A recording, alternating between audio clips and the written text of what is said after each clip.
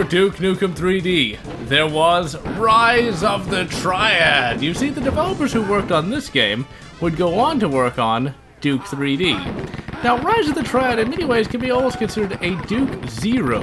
Although in many respects this game is slightly more advanced than Duke 3D, even though it uses a less advanced game engine.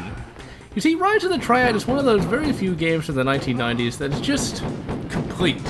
Like with Dark Forces, there's just so much content packed into this game that it really just transcends your average 90s FPS.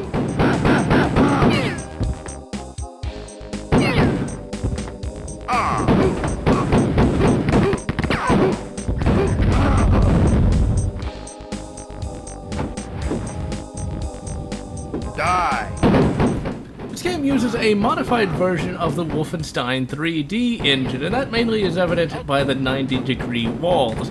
However, if you're not really familiar with the game engine, you're not going to really care, because it doesn't really detract from the graphical presentation of the levels all that much. Now, as you can tell already, Rise of the Triad is a very interesting game. It was basically built with goofiness from the ground up. All the power-ups are kind of goofy, like the dog mode. You see, like, God mode, dog mode, but wait, that's not actually its subversion. There is a God mode power-up in this game where you become God and you can smite your foes. One interesting thing about the shooting in this game is the fact that you don't actually pick up ammo for your three main weapons.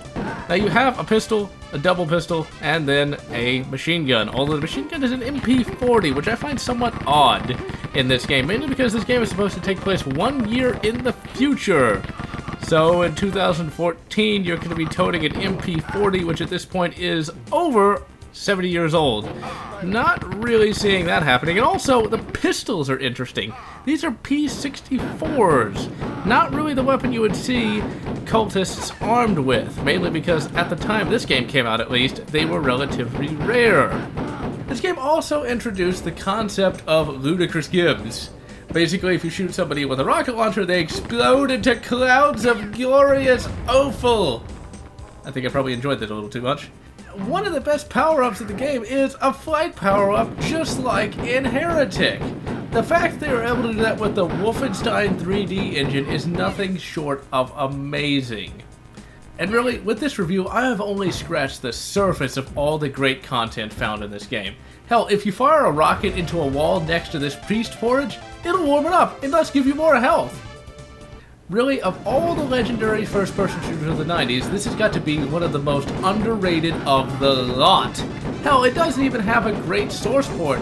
There is one called Windrot, but it's really not very good at all. In fact, I used DOSBox to play this game. Really, this game needs to be played, and I cannot recommend it enough.